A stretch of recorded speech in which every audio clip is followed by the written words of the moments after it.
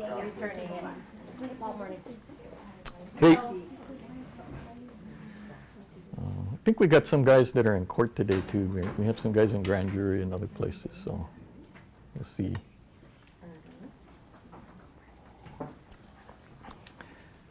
Anybody need last week's handout? Okay. Right. AJ, come on in.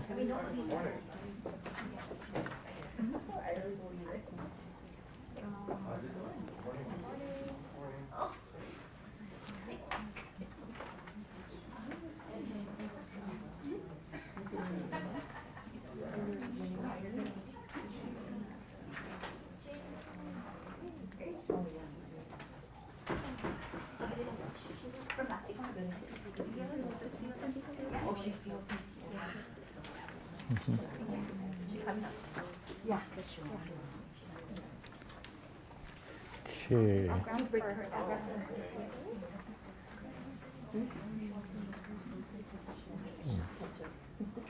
Okay. Well, for these classes, we'll always try to start on time at the 9 o'clock, because I know everybody's got stuff to do, and if they join in, we're going to we try to film it too, right? So Brad is here again to do the video. And then there's people that are going to be in court, or you got a real rush assignment or stuff. No worries, right? You know, we'll have the video, and so you won't miss out. Of course, we'll probably have a new session afterwards where we go back over it again, right? Because I said this is the test run. So for those that have not had an opportunity to go to class, then they'll get the opportunity at the later date. But this is my test run, so you know, so there's bugs to work out, and today, unfortunately, I screwed up on the PowerPoint handout. But we'll put it in the SAI, because usually what the handout's supposed to be is supposed to show the screen, and this is not it. But we'll fix it, and you'll get it in the SAI, right? Okay? So in the flicker of firelight, humanity first drew its stories, hands and shadows pressed against the stone of time. Centuries later, color met craft. Paint became vision. Glass and lens bent the world into focus. The eye extended outward. Art became experiment. Light was trapped on metal and film. Images no longer painted, but captured, distilled, and fixed in silver memory. Then the image began to move. Time itself entered the frame, and stories learned how to breathe. Pixels replaced pigment. The camera became code. The world turned to image. Now, imagination and machine converge. The artist speaks in prompts, and creation answers back. Every image we create is a reflection of how we see ourselves.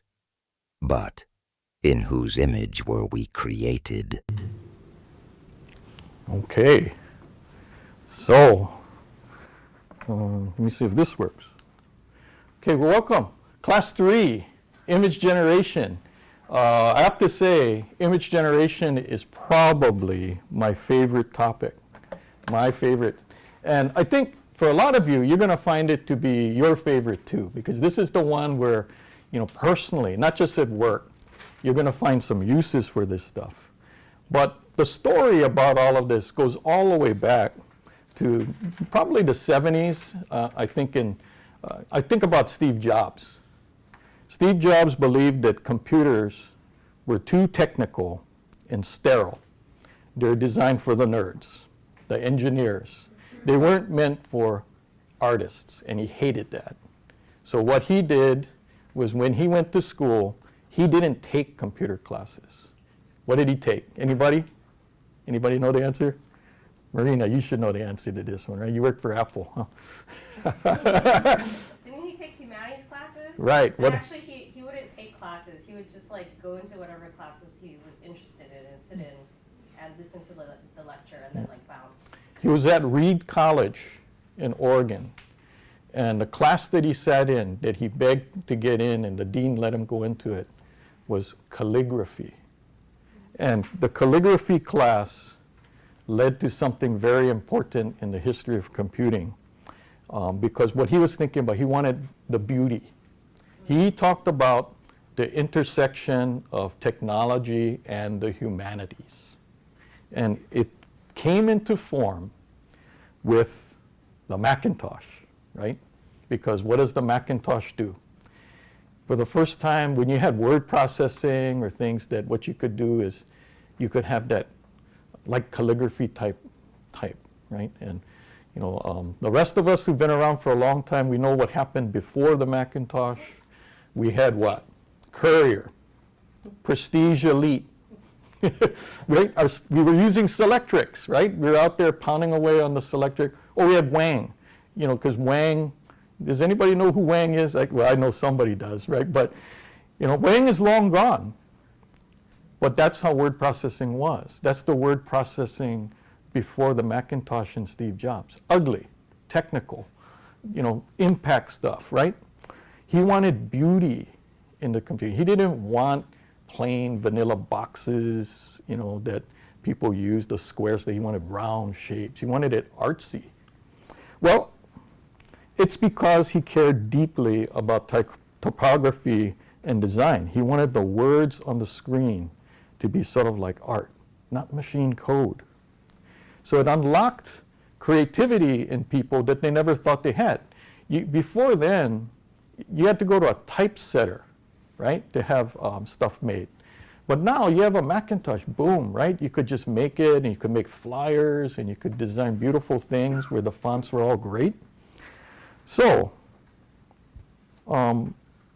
before the Macintosh, though, the work was limited to who? Experts, right? What's that place on the street that we always go to where we have to go get a chart blown up or stuff? What's that place called?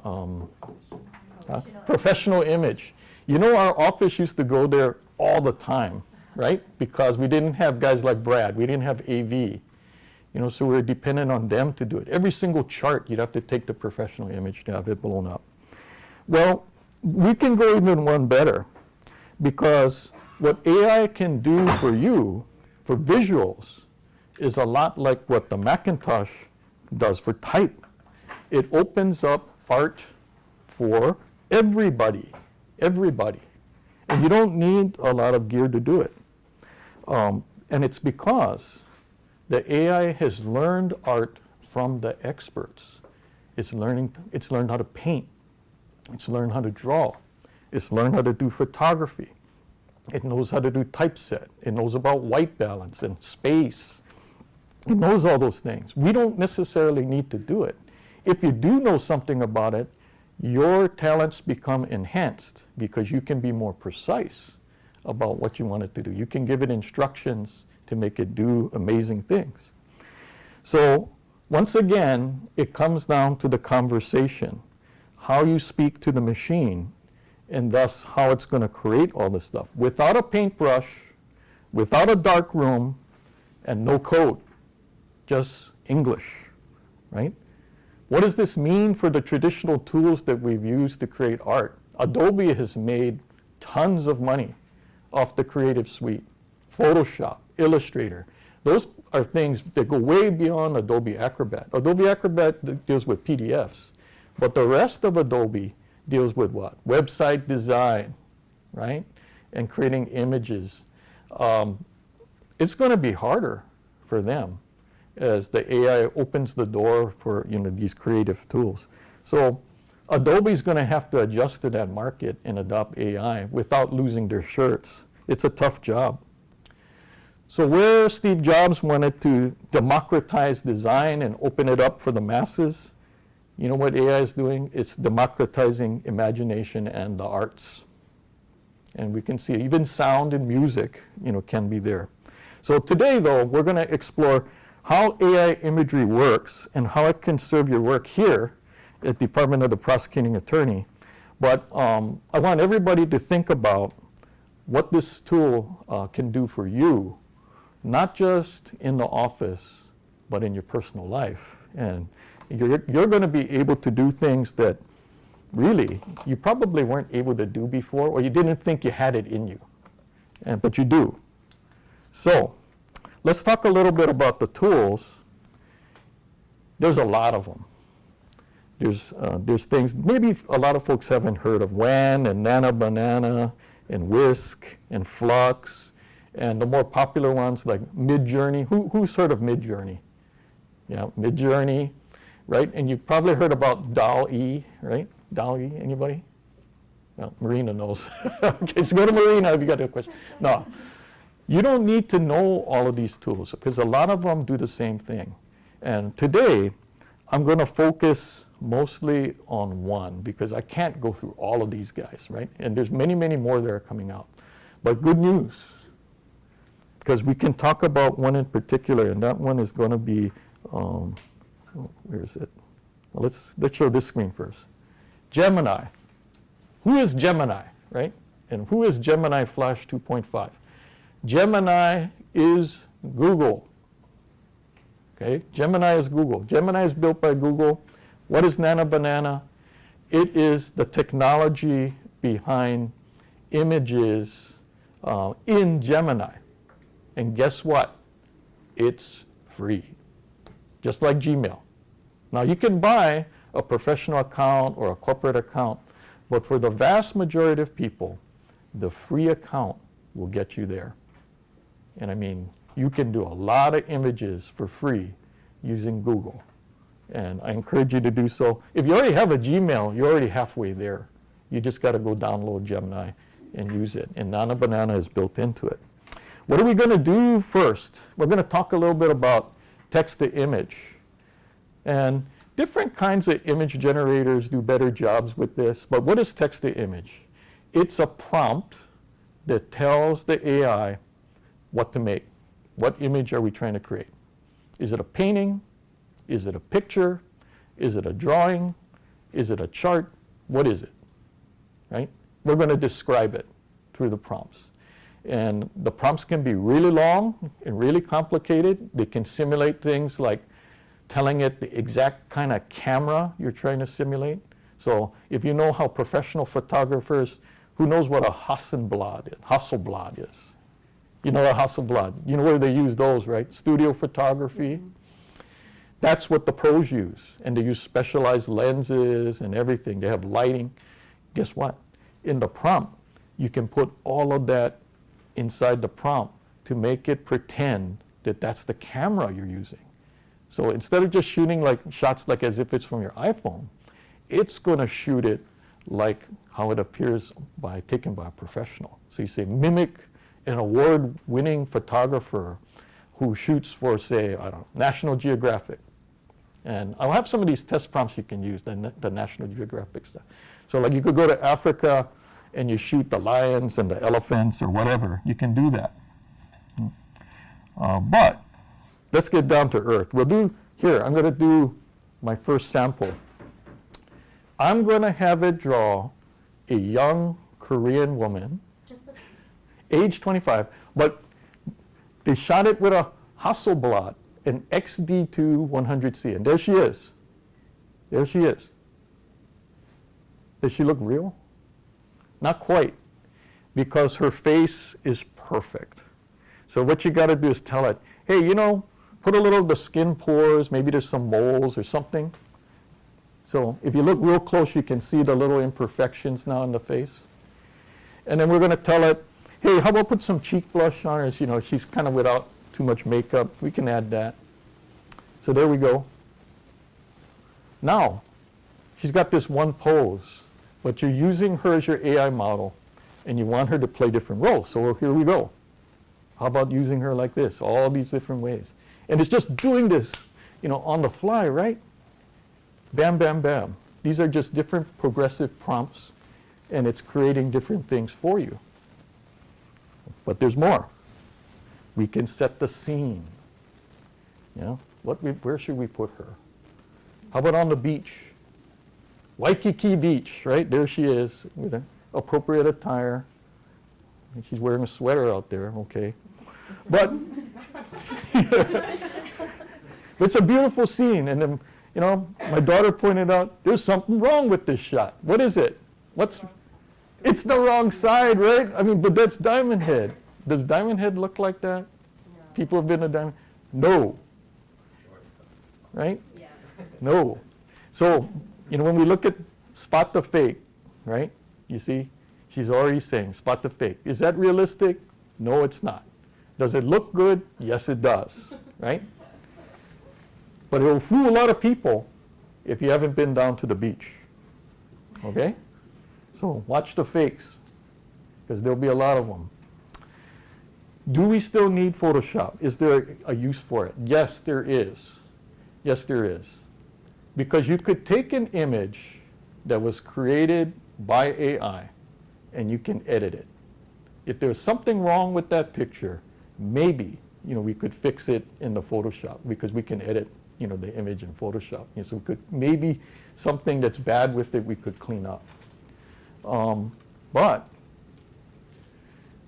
is that going to cause people to use Photoshop in most cases?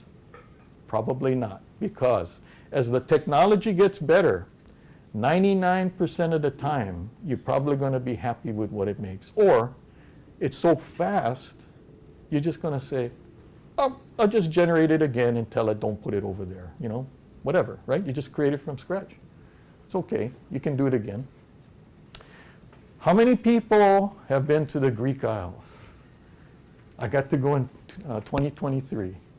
And this is Santorini. It's famous for these blue-domed white buildings that are out there. Gorgeous place on the Greek Isles. But then, wouldn't you know it, after standing there for 45 minutes in a long line in August to get to this beautiful scenic spot, lo and behold, there's somebody out there and she doesn't want to leave the spot, right? She's just there posing, and there's this long line behind me. My wife's complaining, saying, let's get out of here. You know, this place is hot. You know, it's like, I don't know, 90-something degrees and it's humid. But it's, no, we came all this way. We got to get the shot. We got to get the shot, right? What can I do? She's there. Do I stand in front of her, photobomb it? Maybe. But what if we did this? Let's take a look. Use AI, right?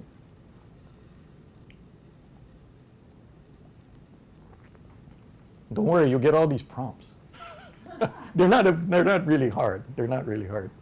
What is this prompt going to say? Remove the woman from the picture, right? That's what it's going to say. Right? Remove the woman from the picture. Now, it's going, it's going. Okay, now it's going to generate it. Whoa, look at that. Nobody's there. But is that the shot you want? Probably not. We got to do more. What would we want to do? Any guesses? What would you want to do? You're on a trip. You told people you were there. How are you going to do it?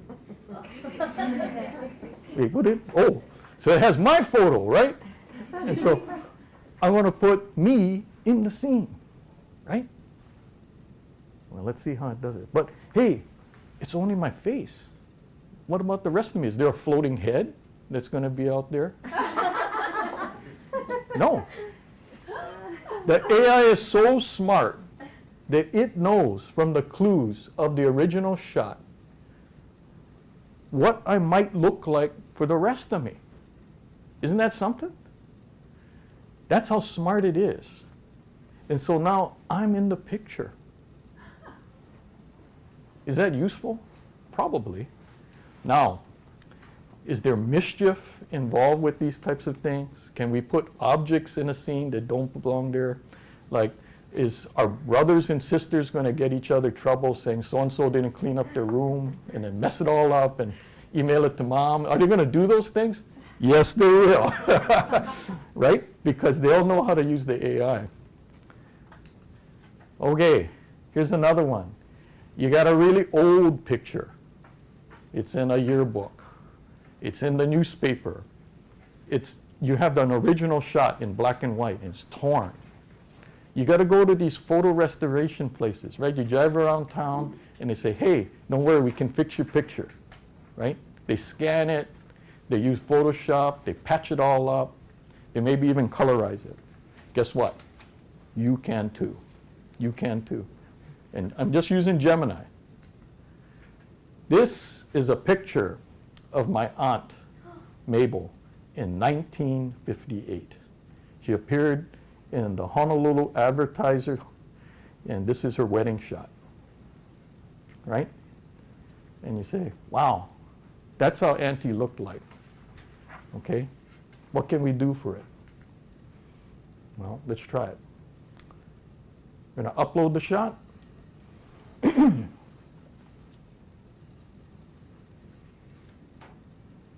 And we're going to do restoration, and let's make it in color, because then it'll really pop. And you can actually make it where you say, make it as if it was taken by a Hasselblad. You could. I didn't do it here, but you could. And you could make it better. But that's what comes out. How's that? Is that useful? Maybe, right? You got a lot of the scraps. You got a scrapbook. You got old photos. Maybe they're taken by those really cheap plastic cameras. Who knows, right? But you could make them look better because you have one of the most powerful tools probably right in your pocket, Gemini on a phone or your PC. Compare the two. How good was this rendition? Black and white to color. Look at the amount of detail that it was able to gather from that shot. You know?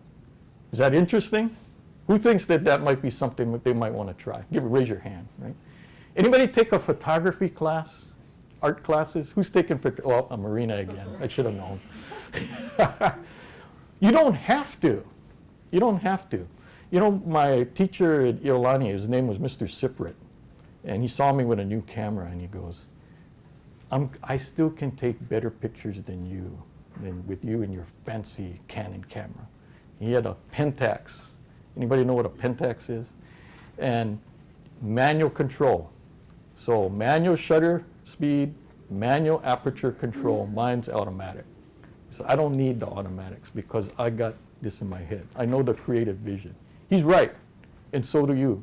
You don't need a fancy camera anymore, but for the opposite reason, because you have super tech and you got an expert that knows how to use it, you know, meaning it's been trained and knows how to make these shots.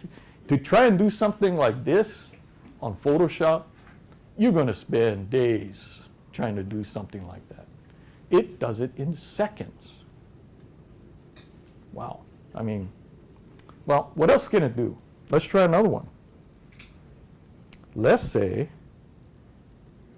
I got a woman and a baby, and they're not mother and child. But I'm going to upload these two shots in here anyway, like so. And I'm going to generate a picture where we combine these two images together. What do you think it's going to look like?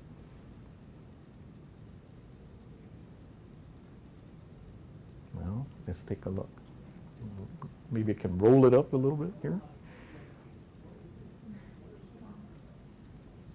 Two different pictures merged together to create a single coherent picture. Does that look real? Who thinks it looks real? Raise your hand. Right? What does that mean for us? What does that mean for us with dealing with fakes? It's a problem, right? But, you know, the tool is double-edged. We can use this imagery capabilities to help explain things, to make it easier for the jury. Maybe we could have useful charts that are made, diagrams, demonstratives, who knows? Maybe it could help us with the budget. Maybe it could help us with programs that we do. Maybe it could be a graphic that we use in a report. The possibilities are endless. So, but let's try a few. I got here a Glock, right? And just for eye candy's sake, let's take a look at all the parts in this Glock. How do I do it? I could disassemble it. I could have a witness do that.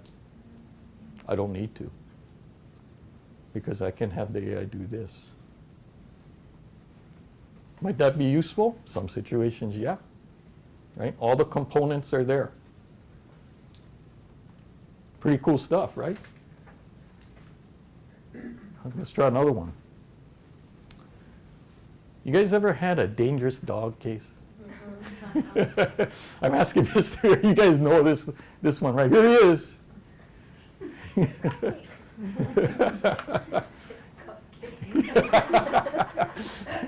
Okay, but maybe just for education's sake, right, we want to explain some details about the dog and its biology and things. I don't know what kind of trial it is, but just for the heck of it, right? How about a chart like this, an anatomical chart? Could we do this for an injury case with just, victims, right? You show the broken bones, right? Some air the jaw, a human one.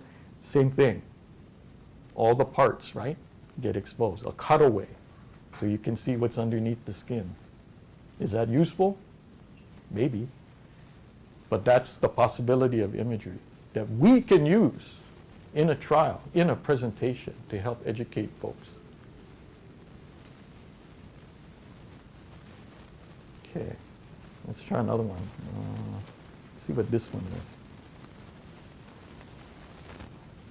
They found a knife at the scene, and it's one of those military grade knives.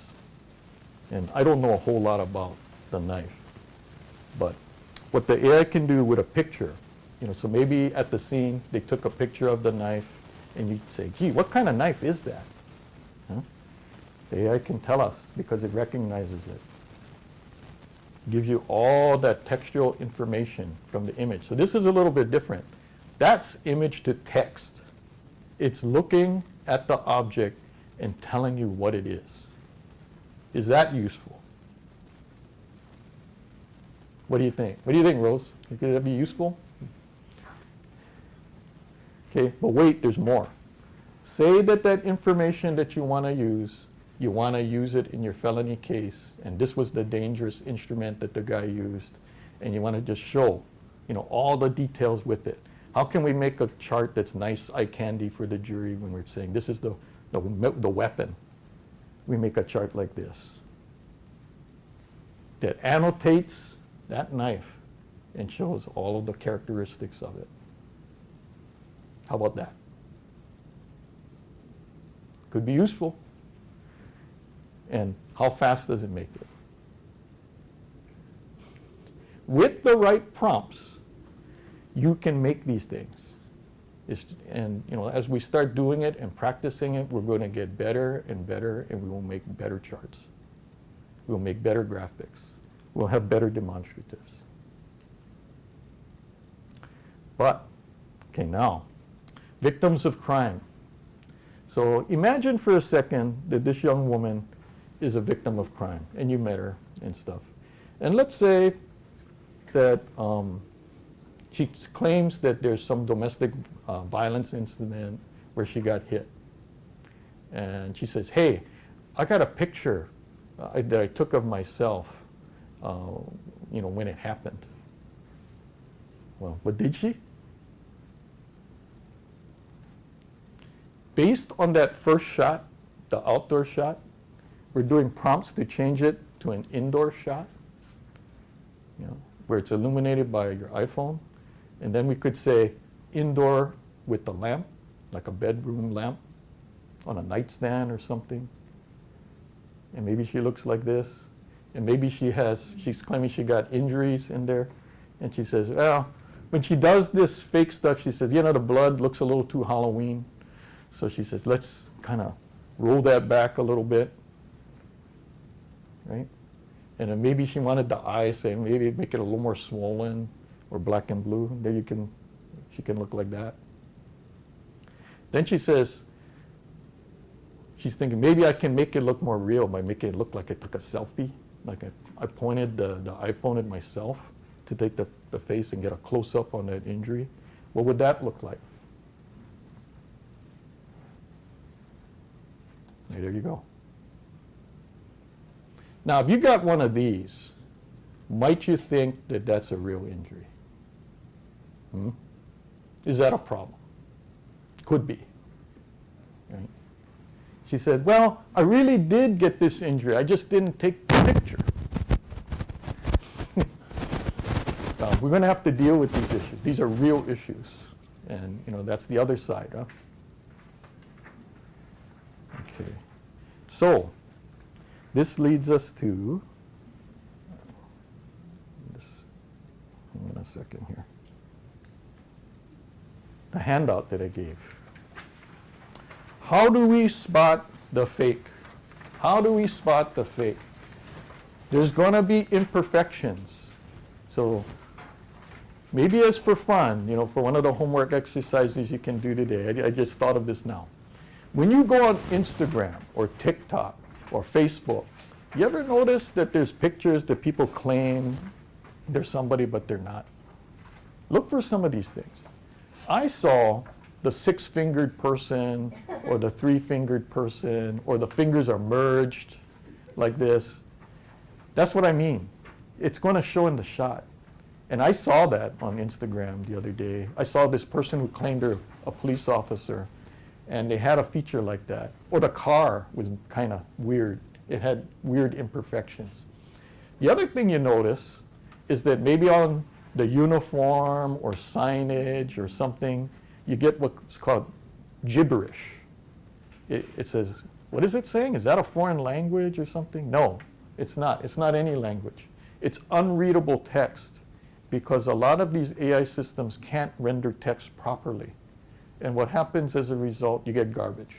Nonsensical words, misspellings, distortion. The other thing you can see, artifacts and noise. You see like these little things, they're like something buzzing in the air around the head, right around the edge. Artifacts, right? Or in the face, it looks like one of the eyes is kind of melted, droopy, blurry, or one eye is way bigger than the other eye. Those are giveaways, because that could mean AI. Then you got unnatural patterns, strange reflections in the water that don't make sense. Unusual lighting. So inconsistent light source, right? I told somebody they had a picture of some people up at the top of the Pali, and the city was all illuminated really bright, and I said, it's fake. That's not a real shot. It's that they're superimposed it on. So you look at that. Shadows don't match. There's a single light source in the shot. It's usually called the sun, right? So when you have shadows that come from the sun, they got to come and cast light in straight lines. If they're crisscrossing each other and doing all kind of weird stuff, guess what? It's fake. Okay, that's a great way to spot it. Then, faces in the crowd. You have the picture, the person in the foreground, and it looks perfect.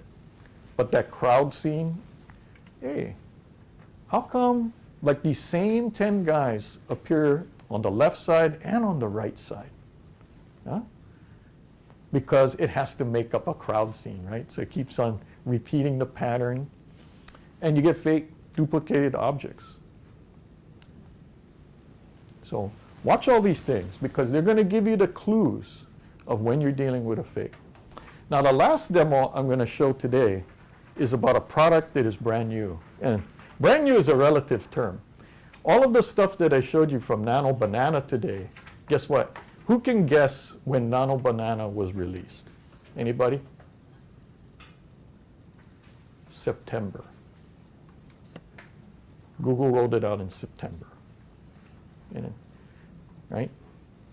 Whisk, however, which is another Google product, was released this week.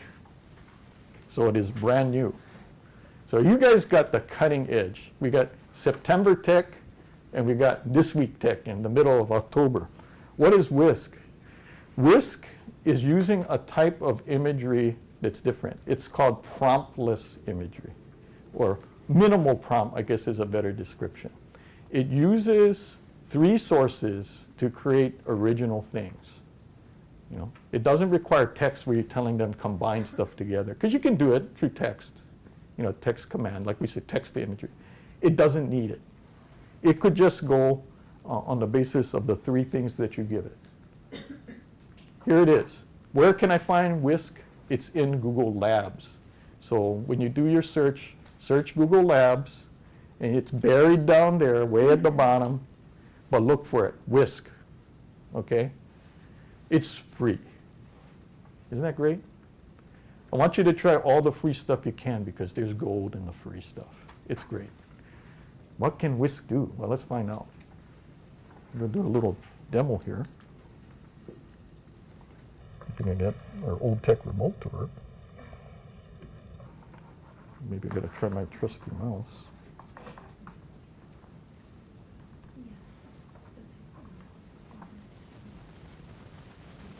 No, here we go. Okay?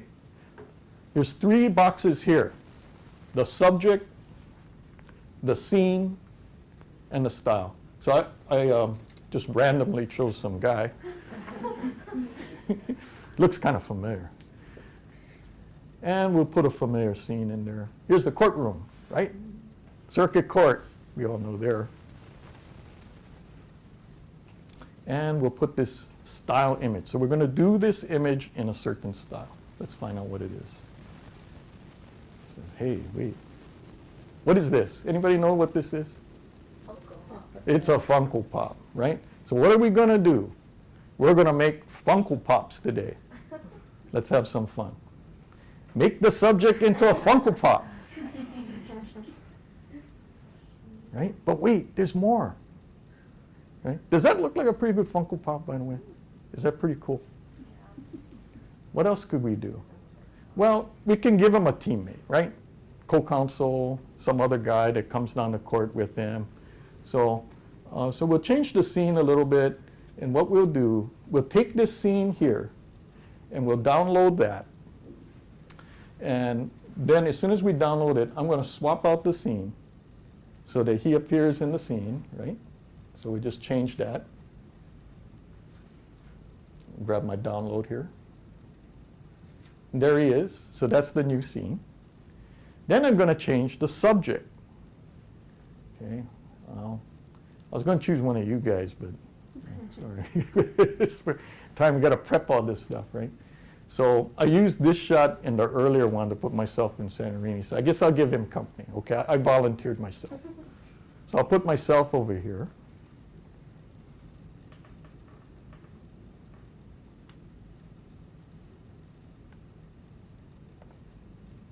By the way, the idea for this one came from his daughter, who, when we did the recent MAD mobility event, through the whole walk, she told me, can you show me how to make Funko Pops? And so I said, yeah, you can make Funko Pops with AI. So I say, hey, I said to myself, that one looks pretty good. So I'm going to choose this one, right? I'm going to put a little heart next to it, and it says, that's the one I want. And you're saying, okay, is that it? There's more. What else can we do? Image to video. Yeah. You can make them do something. Don't have too much fun with this now.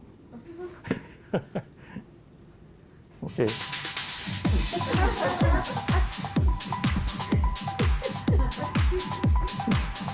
Kind of silly. Okay, I admit it's silly. It's silly.